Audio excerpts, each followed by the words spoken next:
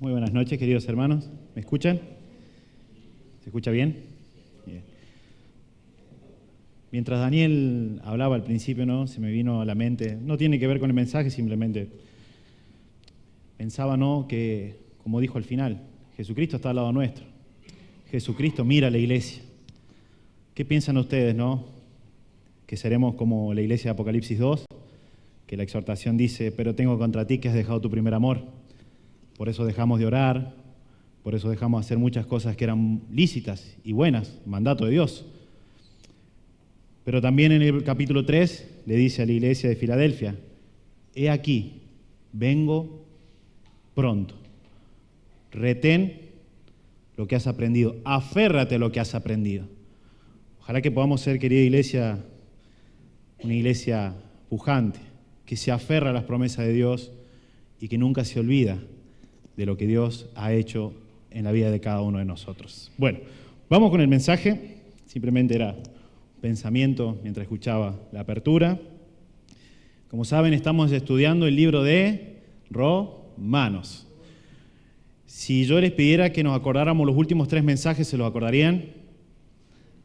Más o menos. Yo tampoco me los acuerdo, pero es bueno también que están grabados, entonces por ahí podemos repasar. Y si anotamos en nuestra Biblia también se nos resulta un poco más fácil. Primer mensaje, en el capítulo 14, nos habla nuestro hermano Daniel en cuanto a juzgar cosas como comida y bebida, cosas que no son doctrinas principales, no juzgar los unos a otros. Recordemos que la iglesia ahí en Roma, que estaba escribiendo el apóstol Pablo, estaba compuesta por judíos que se habían convertido al cristianismo y gentiles que se habían convertido al cristianismo. Por lo tanto, había una brecha, una discusión, un conflicto interno de la iglesia entre estas, podríamos decir, etnias que se habían juntado y tenían un conflicto que, bueno, evidentemente, uno que es maduro, esa es la parte que habló Andrés, uno que es maduro no debe hacer tropezar al débil.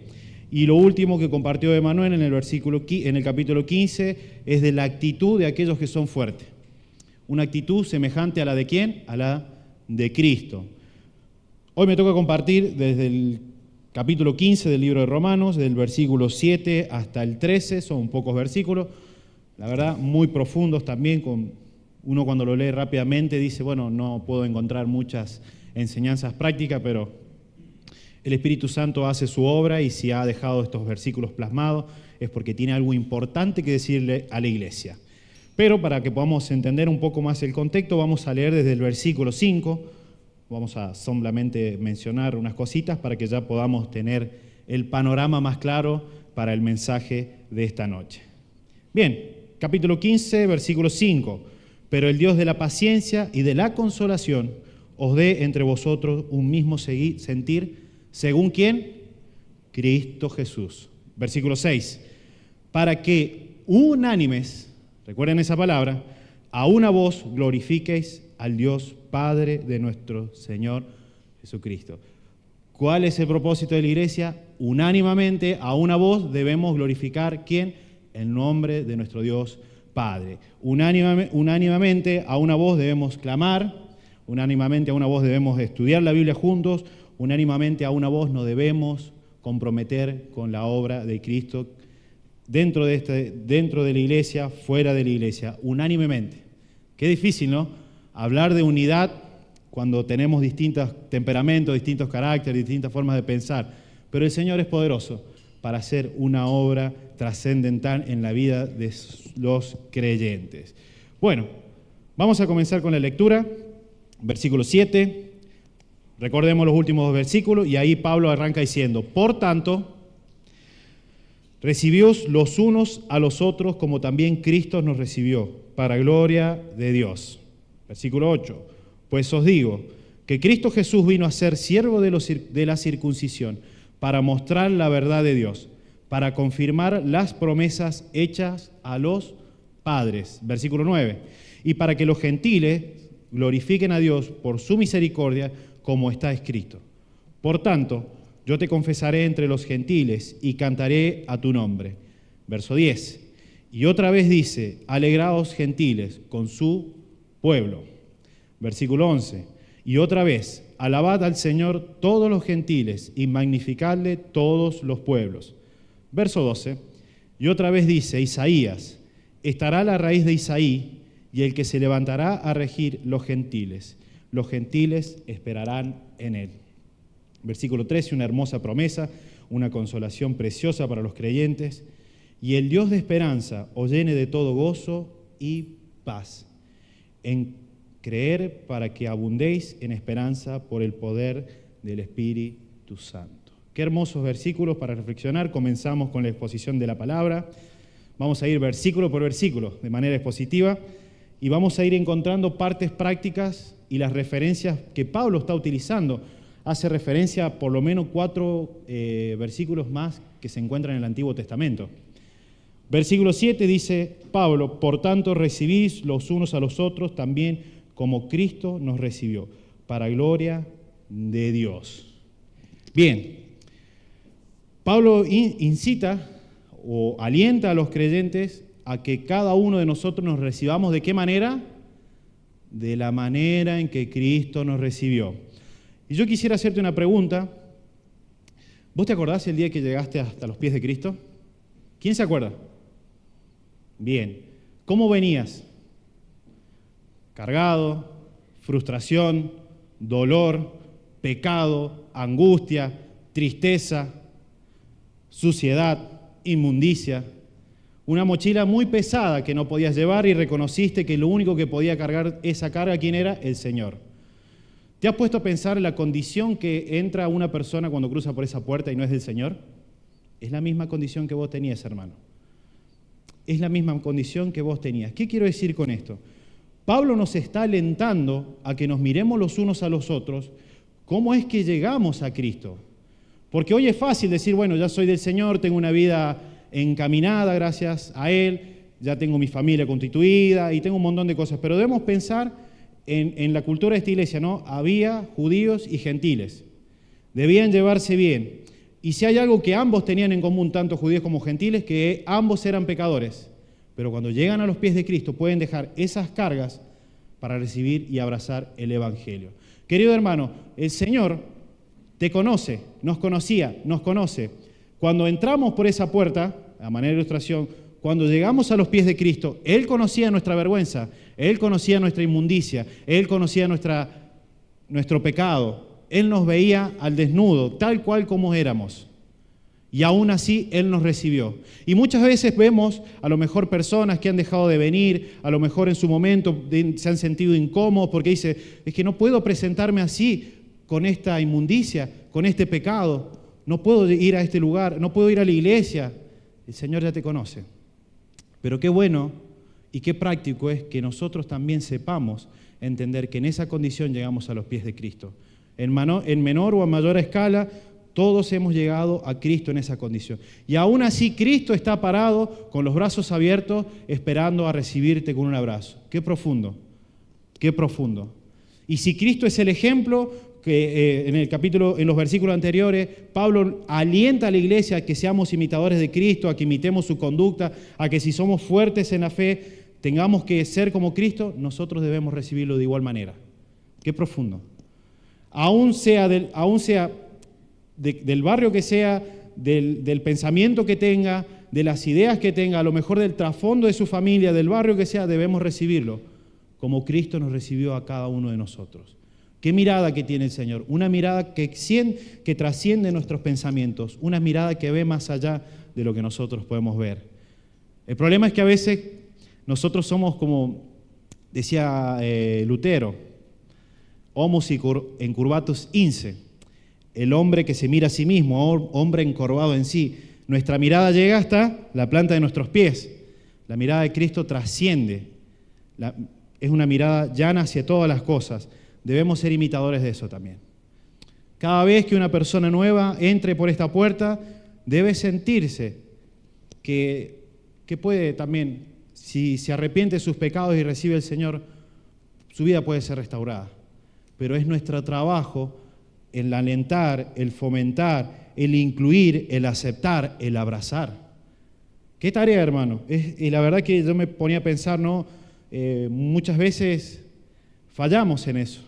Pero qué bueno que la palabra de Dios nos alienta y nos exhorta y nos corrige a que podamos caminar e imitar lo que el Señor Jesucristo, de la misma forma en que Él nos recibió, debemos recibir los unos a los otros. Y aunque a lo mejor no tengamos pensamientos iguales, a lo mejor no tengamos el mismo carácter, no tengamos la misma edad, no congeniemos en muchas ideas, a lo mejor yo piense A y Carlos piensa B, a lo mejor Daniel piensa C y Gustavo piensa D, debemos aceptarnos como Cristo nos aceptó a cada uno de nosotros. Efesios 4:32 dice: sé benignos los unos con otros, misericordiosos, perdonaos unos a otros, como Dios también perdonó a vosotros en Cristo. Queridos hermanos, tenemos la palabra de Dios que nos instruye y nos dice cómo es que debemos comportarnos ante ciertas situaciones que pueden pasar y han pasado y seguirán pasando. Versículo 8. Ya nos empezamos a ir por la parte de la nación de Israel. Pero os digo que Cristo Jesús vino a ser siervo de los circuncisos para mostrar la verdad de Dios, para confirmar las promesas hechas a los padres. Jesús vino primero. ¿A quién vino a buscar Jesús? A su pueblo, a la nación de Israel, a los judíos. ¿Para qué? Para cumplir la promesa de Dios a su nación. Podemos buscar Mateo 15:24.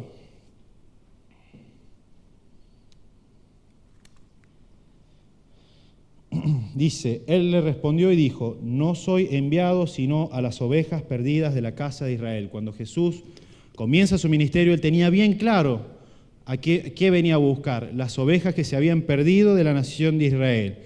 Pero ¿qué podemos obtener en práctico de esto? Y bueno, debemos pensar y entender también y ver la misericordia de Dios, la fidelidad también para su nación de Israel, cómo Dios cumple su promesa. Dios vino a buscar a su nación. Como Dios lo había prometido, Él fue y envió a su Hijo a buscar a su nación. Y en esas promesas es que nosotros también obtenemos la misericordia de Dios.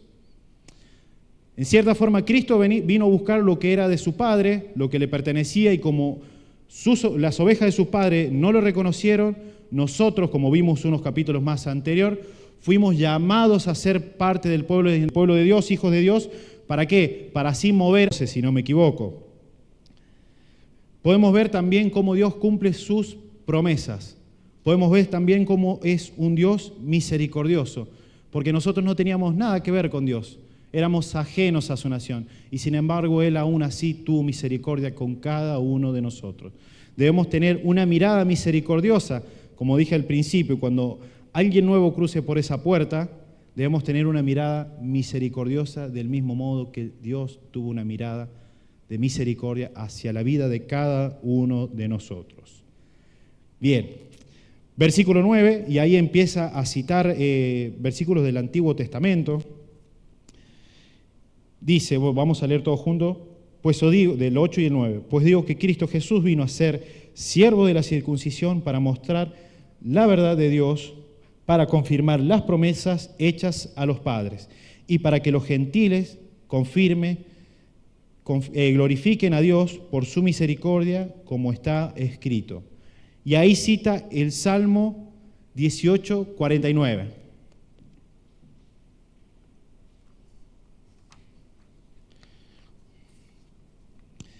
Dice, por tanto yo te confesaré entre las naciones, oh Jehová, y cantaré a tu nombre.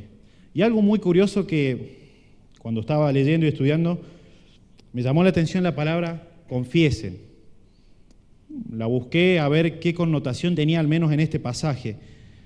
Y cuando encontré la palabra original, que es muy difícil de nombrar y no la voy a pronunciar porque no me va a salir, pero voy a hacer el intento, es exomologesomai. Si no lo entendieron, después se los paso por WhatsApp. Que se puede traducir a confesar o declarar, en el contexto de que significa una declaración abierta pública.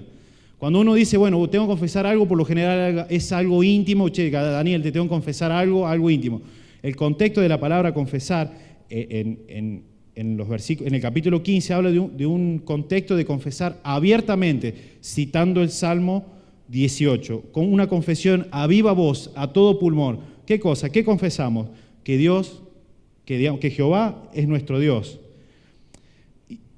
Y en este caso también confesamos la alabanza a Dios, una alabanza abierta, una alabanza, digamos, Jehová es mi Dios, Jehová es el que me sustenta a toda voz. No es algo por lo oculto, a lo secreto, a lo escondida. Qué bueno que podamos ver también cómo los gentiles, nosotros, somos beneficiados por la misericordia de Jehová. Cómo nosotros obtenemos, y lo podemos decir así de rebote, pero estábamos dentro de los planes de Dios, por tanto no es de rebote, la bendición de que Dios sea nuestro Padre, sea nuestro Dios. Qué bueno que podamos pensar y llevar esto a nuestros hogares. La misericordia de Dios ha sido tanto que aún nosotros que no teníamos nada que ver con Dios, somos sus hijos. Qué bueno, ¿no? Pensar y llevarnos esto a nuestro hogar. Versículo 10 cita algo del Pentateuco, Deuteronomio 32:43, pero vamos a leer primero el versículo 10, si alguien lo puede buscar.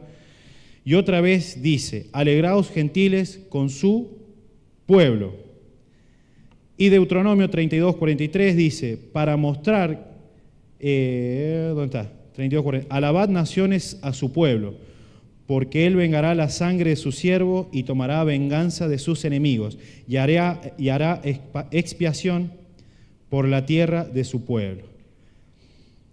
Qué bueno que también Dios hace una invitación a quienes, a regocijarse, a los gentiles. Les está haciendo una invitación al regocijo, al disfrutar, al poder también deleitarse con un Dios vivo y verdadero. Qué bueno también, hermanos, pensar que estos versículos que hablan de gentiles también hablan de nosotros en nuestra antigua vida, si lo podemos llamar así, si lo podemos titular de una forma. Nos llama también, nos invita a que nuestro gozo esté en el Señor, nos invita a que nos alegremos en Él, nos invita a que nos deleitemos en Él, aun cuando nosotros éramos ajenos a su nación, cuando nosotros no fuimos escogidos por Él para representarlo en la tierra, fueron los israelitas. Dios extiende la invitación hacia nosotros. Dios extiende su mano a un pueblo gentil, a un pueblo pagano, a un pueblo que adoraba imágenes, a un pueblo que adora yeso, a un pueblo que adora madera, a un pueblo que adora cosas que no, ni en su lógica, personas muertas que han quedado sepultadas y están en las tumbas, que gracias a esas ideologías que tenían esas personas se formaron un montón de religiones en el día de hoy. Y aún así Dios extiende su mano para esas personas que están perdidas, los gentiles. Porque muchos de las religiones modernas que tienen su seguidor, su líder, que ha muerto, no ha resucitado. Pero nuestro Señor y Salvador sí lo ha hecho al tercer día y nos está esperando a la diestra de Dios.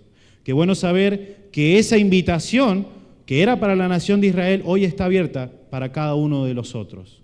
Y todavía sigue estando abierta para aquellos que están afuera, para aquellos que están perdidos, para aquellos que su vida va hacia un precipicio, a una eterna condenación.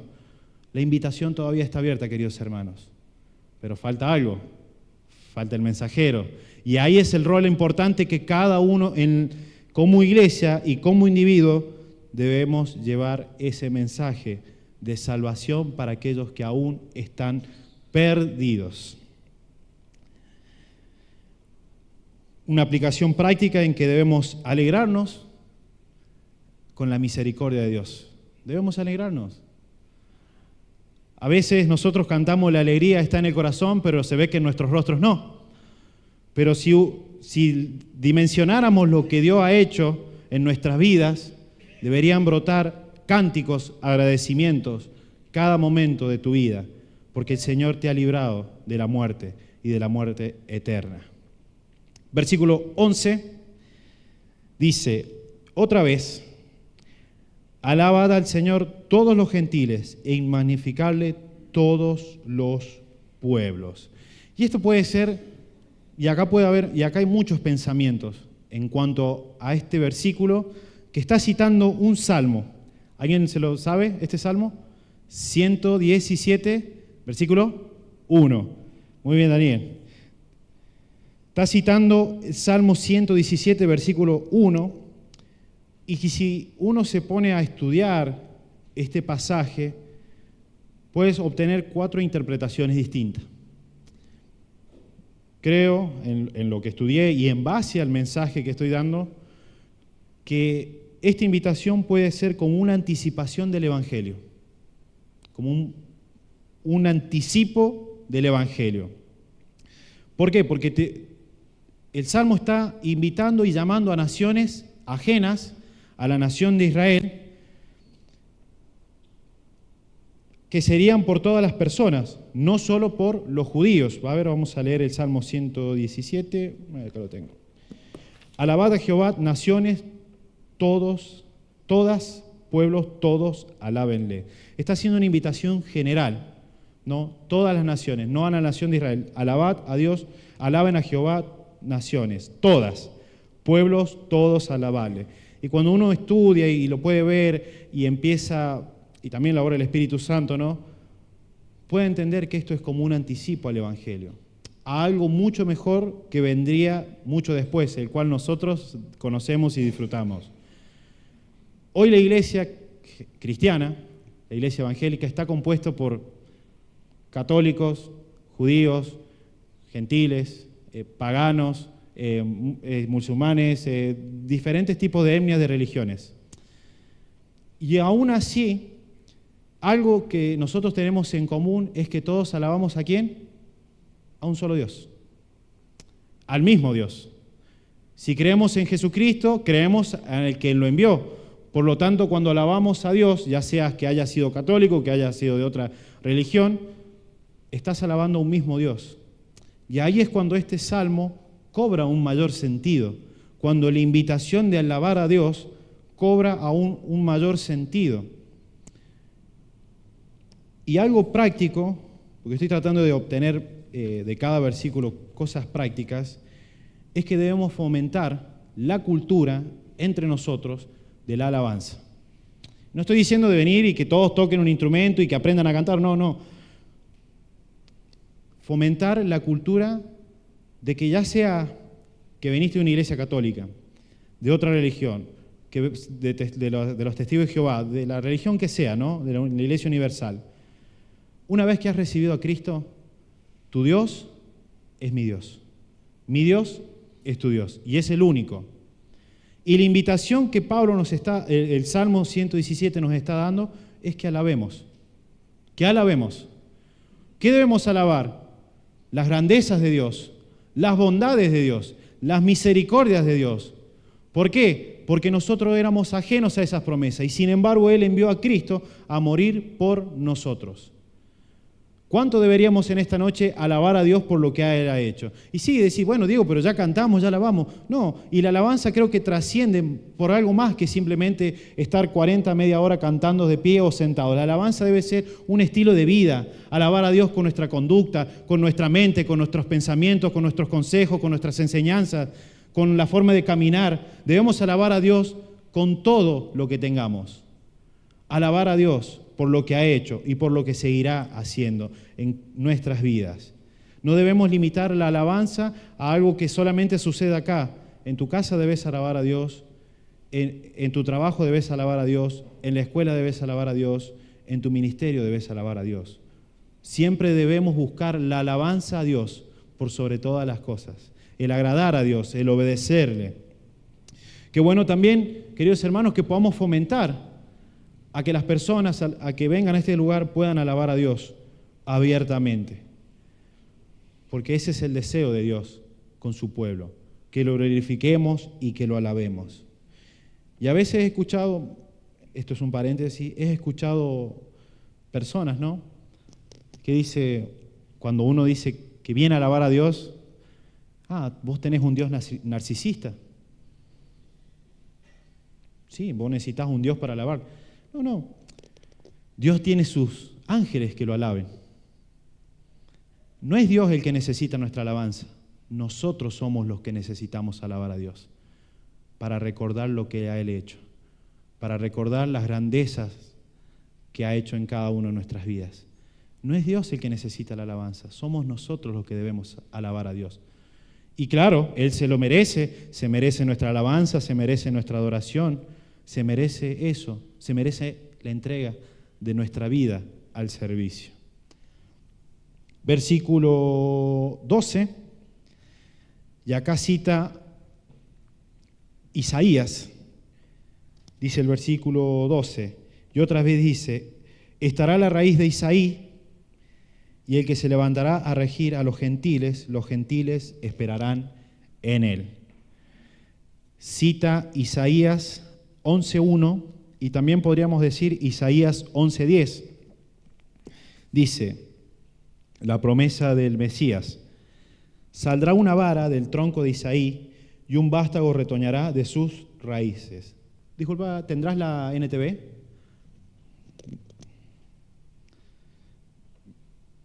Miren esta versión. Del tronco de la familia de David saldrá un brote. Sí, un retoño nuevo que dará fruto de la raíz vieja. Y si uno tuviera que ilustrar este texto de una forma, yo me imagino a un tronco que está podado, ¿no? ¿Vieron cuando podan un tronco? O una planta que a lo mejor le cortan una hoja, una parte. ¿Qué pasa con eso, con esa planta? Empiezan a salir pequeños brotes. De la misma planta, de la misma raíz, empieza a salir un brote nuevo. Y lo que está diciendo, ¿no? Isaías, podemos leer el 10 también, el versículo 10, en la Reina Valera es. En ese día acontecerá que en aquel tiempo que la raíz de Isaí, la cual estará puesta por pendón a los pueblos, será buscada por las gentes y su habitación será gloriosa. Y acá está hablando justamente del Mesías.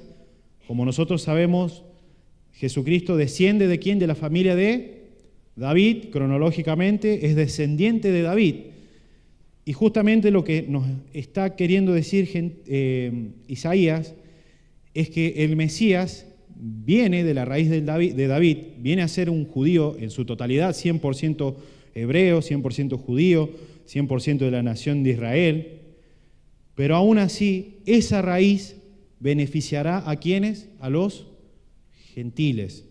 Y vuelvo a preguntar, ¿quiénes son los gentiles? Somos nosotros. Podríamos buscar también Apocalipsis capítulo 5, versículo 5.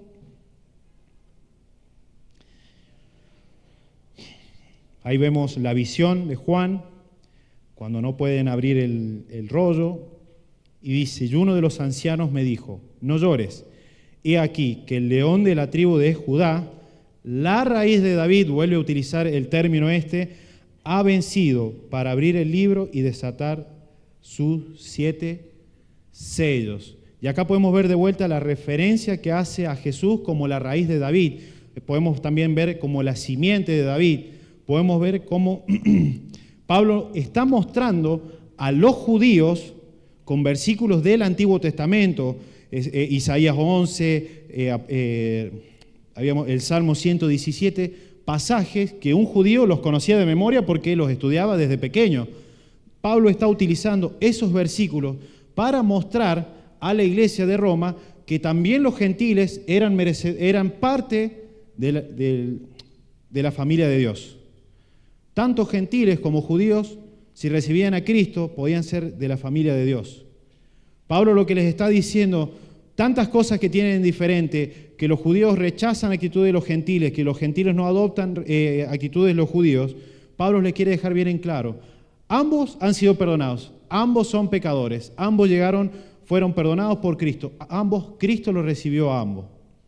Y le está mostrando a los judíos, con pasajes del Antiguo Testamento, que también los gentiles, por la misericordia y por la desobediencia, por el rechazo de su nación, vinieron a recibir las promesas de Dios en Cristo Jesús por medio de la fe. Ambos son beneficiarios de la gracia de Dios. Ambos pueden ser son llamados a misericordia de Dios, recibiendo a Cristo. Y ahora uno piensa, ¿no? Qué fácil que es predicar el Evangelio en las áreas en que nos llevamos bien con los que nos rodean. En la iglesia nos predicamos entre todos. En la iglesia nos hablamos de pasajes. ¿Y en tu trabajo? O a lo mejor en tu trabajo en la escuela, en la universidad, en tu casa, si la mayoría de tu familia no es creyente. La invitación es para todos, tanto gentiles como judíos. Y si el día de hoy por esa puerta cruzara un musulmán o de alguna otra religión del oriente, del occidente, y cree en Jesucristo y se arrepiente de sus pecados y cree que Dios envió a su Hijo y por medio de la fe obtiene vida eterna y perdón de pecado, gloria a Dios que sea así, y es un hermano más. Por la predicación del Evangelio, es un hermano más. Aunque haya vivido una vida cegado con otras enseñanzas, con otros dioses, es un hermano más. Porque la invitación está hecha para todos los gentiles, para los paganos, para aquellos que no creían en el Dios de Israel. Versículo 13, ya vamos terminando. Termina Pablo de citar versículos del Antiguo Testamento y acá hace una hermosa promesa. Y me gustaría tomarme unos minutos para simplemente mencionar aspectos de cada palabra que Pablo utiliza en estas promesas. Dice, y el Dios de esperanza os llene de todo gozo y paz. ¿Qué es lo que debe habitar en una congregación? Gozo y paz. En Él creer para que abundéis, ¿en qué? En la esperanza. Por el poder, ¿de quién? Del Espíritu Santo. Hace mención de la obra del Espíritu Santo. Pablo concluye este versículo con una bendición para vos, hermano. ¿Cuál es esa bendición? Primero nos dice que Dios es un Dios de esperanza, el Dios de esperanza. Dios es la fuente de toda esperanza, de toda. No hay esperanza fuera de Dios, no existe. Aunque a veces es una palabra habitual en nuestro vocabulario, Dios es la fuente de toda esperanza. La esperanza en el contexto bíblico no es simplemente un deseo incierto, sino una expectativa segura basada en las promesas de Dios. ¿Crees en Dios, hermano? Si crees en Dios, entonces le crees a Dios y a sus promesas. Luego, otra palabra que Pablo utiliza es os llene de gozo y paz en el creer. La fe de Dios debe resultar en estas dos cosas, en gozo y en paz. El gozo es una profunda satisfacción, felicidad que proviene de la relación con Dios, mientras que la paz es la tranquilidad y la armonía que Dios da incluso en medio de dificultades. Qué bueno, ¿no? Incluso en medio de dificultades el cristiano tiene paz, ¿no? Y a veces cuando esa palabra con la otra realidad que nosotros vivimos no coincide. Cuando las cosas andan bien, yo tengo paz. Pero cuando algo minúsculo se me mueve y yo no lo puedo controlar, ya pierdo la paz, la estabilidad, el gozo. Un cristiano sabe que el gozo y la paz no proviene de las cosas que lo rodean, sino que proviene de aquel que lo sustenta, Señor.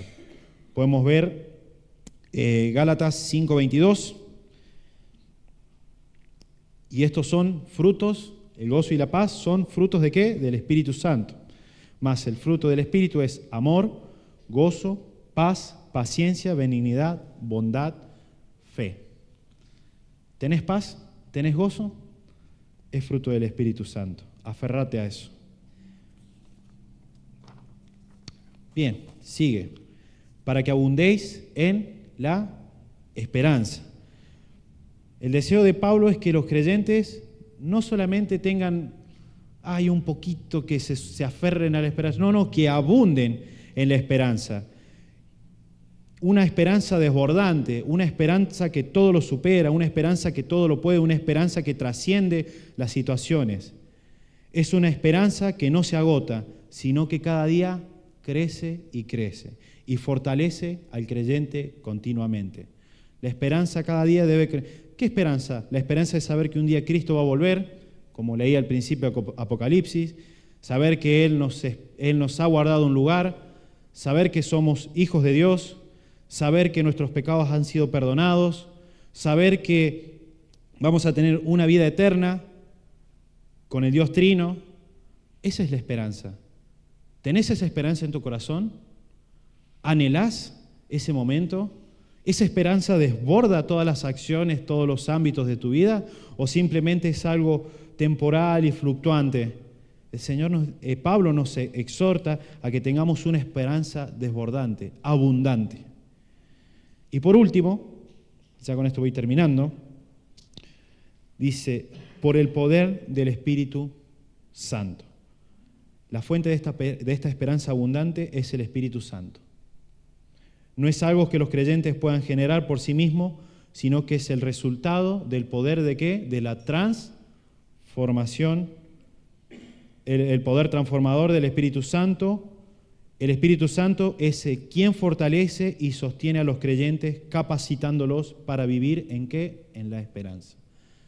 No solamente Dios hace la obra, la lleva a cabo, no solamente Dios planea la obra, la lleva a cabo, la concreta, y cuando la concreta te deja su Espíritu Santo para que te ayude a poder vivir en la esperanza, para que Él complete la obra. Si podemos decir un resumen, podemos mencionar que Pablo nos habla de que experimentemos, un resumen del último versículo, que experimentemos la plenitud del gozo y paz. Paz que proviene de la fe en Dios, que a través del poder del Espíritu Santo abunde en esperanza. Esta esperanza es una experiencia segura, genuina, inmutable, que no varía. Dios sostiene a su iglesia, sean gentiles o judíos convertidos al cristianismo, paganos convertidos al cristianismo, católicos convertidos al evangelio. Dios sostiene a su iglesia y la seguirá sosteniendo hasta el día que Jesús venga a buscarla. Y como dije al principio, queremos ser una iglesia que persevera, una iglesia que soporta el dolor, una iglesia que no negocia sus principios con lo que este mundo ofrece, una iglesia que es fiel, celosa a la palabra de Dios.